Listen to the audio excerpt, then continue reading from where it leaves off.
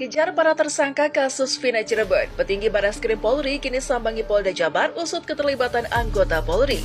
Ibtu Rudiana merupakan salah satu aktor di balik kasus yang menewaskan anaknya sendiri dan saudari Vina. Barreskrim Polri akhirnya turun tangan dan turut andil mengerahkan tim asistensi terkait kasus pembunuhan Vina yang terjadi di Cirebon, Jawa Barat pada 2016 silam. Direktur Tindak Pidana Umum Barreskrim Polri, Brigjen Johandani Rahardjopuro, awalnya hanya kerahkan tim untuk membantu Polda Jabar dalam pencarian para tersangka pembunuhan yang masih buron. Seiring kasus Vina ini semakin melebar luas dan tak menemukan titik terang, fakta baru justru ditemukannya dari anggota Polri justru terseret dalam permainan kasus tersebut. Bahkan salah satu dari mereka yang terlibat termasuk dari keluarga sang korban, Ibtu Rudiana, ayah dari almarhum Muhammad Rizky Rudiana alias Eki. Lantas, apa tindakan Barreskrim Polri dalam menangani kasus kematian Vina ini yang nyatanya disebabkan oleh sepak terjang dari anggota Polri sendiri? Menangani kasus Vina 2016 silam. Kapolda Jawa Barat yang menjabat kala kasus Vina tengah ditangani yakni Irjen Pol Purnawirawan Bambang Waskito. Kapolres Cirebon kala itu Brigjen Pol Indra Jafar kini bertugas di Mabes Polri dengan posisi Kabag Prograr Rojianstra Sops Polri. Dalam kasus Vina, ia merupakan salah satu penyidik. Kasat Reskrim Polres Cirebon kala itu yang menangani kasus ini adalah Kompol Galih Wardani. Kompol Galih sempat menjadi Wakapolres Indramayu pada tahun 2020, namun kini tengah menempuh pendidikan Sespimen. Dan salah satu polisi yang menyita perhatian masyarakat adalah Ibtu Rudiana. Ia adalah ayah kandung dari almarhum Eki, pacar Vina. Pada 2016 silam, Ibtu Rudi menduduki jabatan Kanit Narkoba Polres Cirebon. Ia kini menjabat sebagai Kapolsek Kapetakan Polres Cirebon Kota. Ibtu Rudi sempat diminta mundur dari jabatannya oleh kuasa hukum pelaku karena dituding terlalu ikut campur dalam penyelidikan kasus Vina dengan statusnya sebagai Kanit Narkoba. Kami juga sangat mempertanyakan atas perilaku dan sikap dari Pak Rudiana, bapak dari almarhum Egi. Begitu kami ditunjuk sebagai kuasa hukum dari keluarga Vina, kami langsung mencoba berkomunikasi dengan Bapak Rudiana untuk saling tukar pikiran karena anaknya kan yang korban si Eki. Tapi kami tidak ditanggapi apapun. Tidak ditanggapi apapun. Namun tiba-tiba sekitar 4 hari lalu ada seorang oknum dan oknum polisi mengaku utusan dari Pak Rudiana ini mau menunjuk kami sebagai kuasa hukumnya. Tapi ada pesan terselubung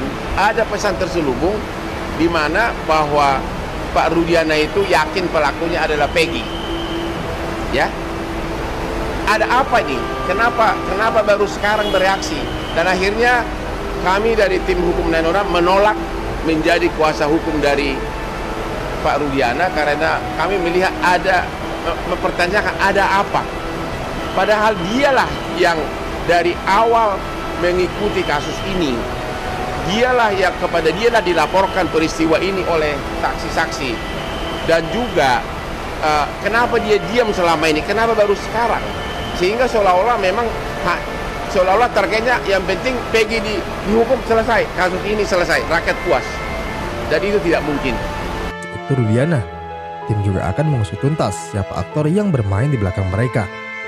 Dari desas-desus bandar hingga desas-desus sejumlah jenderal, Johandani menegaskan akan segera diusut tuntas. Akan dihilangkan jabatan dari Ibtu Rudiana jika ditemukan bukti-bukti yang kuat. Rudiana pun akan dituntut di meja hukum dan dikenakan pasal berlapis. Sedangkan 2 jenderal polisi menjadi sorotan dalam kasus pembunuhan Vina. Kasus ini tak hanya melibatkan 8 narapidana, namun juga menyeret 2 nama jenderal.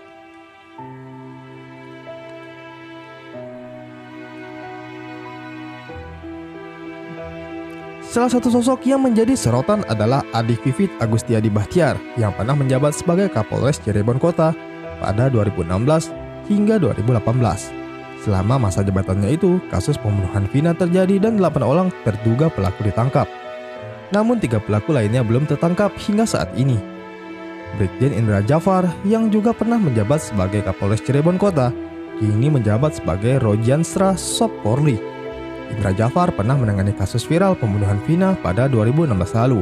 Saat itu Indra masih berpangkat AKBP dan menangani kasus ini hingga beberapa pelaku ditangkap. Pengadilan Kota Cirebon membuka kembali berkas kasus Vina dan Eki. Dimas Andi Kresna, Humas Pengadilan Negeri Kota Cirebon menyampaikan bahwa kasus ini telah menyeret 8 terpidana dengan 3 berkas berbeda. Vonis untuk para terpidana bervariasi, mulai dari 8 tahun hingga seumur hidup. Kasus ini telah melalui tahap kasasi hingga gerasi pada 2019, namun ditolak. Dimas menambahkan bahwa dirinya tak dapat memberikan banyak data karena kasus ini sudah lama dan dia belum bertugas pada saat itu. Nama Adi Vivit Agustiadi Bahtiar kembali dikaitkan dengan kasus ini, mengingat saat menjabat sebagai Kapolres Cirebon, 8 pelaku telah ditangkap, namun 3 lainnya masih buron hingga dia menjadi Jenderal Bintang 1. Sementara itu, Saka Tatal, salah satu terpidana kasus Vina yang telah bebas pada 2020, mengaku hidupnya tak tenang karena terus didatangi pihak kepolisian. Saka berharap namanya bisa dibersihkan agar dapat hidup normal kembali. Bareskrim turut menurunkan tim untuk membantu Polda Jabar dalam penyidikan kasus pembunuhan Vina dan Eki.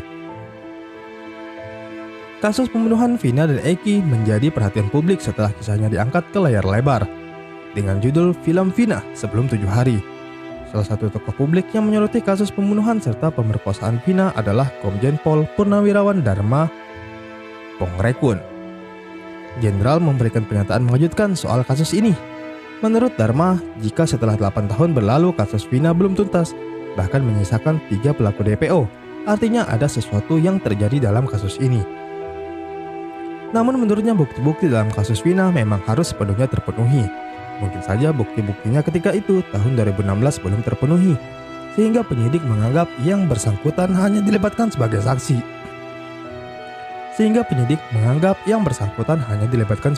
Katanya. Kalau sudah ketahuan harusnya sudah bisa ditangkap. Dharma mengaku tidak terlalu mengikuti kasus Vina tersebut. Namun menurut Purnawirawan Polri ini harusnya aparat bisa dengan mudah menuntaskan kasus ini. Kalau misalnya sudah ketahuan segera ditangkap. 1 kali 24 jam sangat mudah ungkapnya. Udah jelas-jelas ada pelindungnya, pasti ada pelindungnya. Siapapun itu, aku tidak tahu. Karena aku tak tahu satu persatu siapa tersangkanya, siapa yang menjadi otak pelakunya. Namun ada sesuatu yang tak perlu diungkap. Apakah ada pelindungnya atau ada hal lain dalam tanda kutip? Tuturnya. Dharma Pongrekun tidak mau mengulas lebih lanjut kasus Vina Cirebon karena hal itu adalah ranah penyidik kepolisian.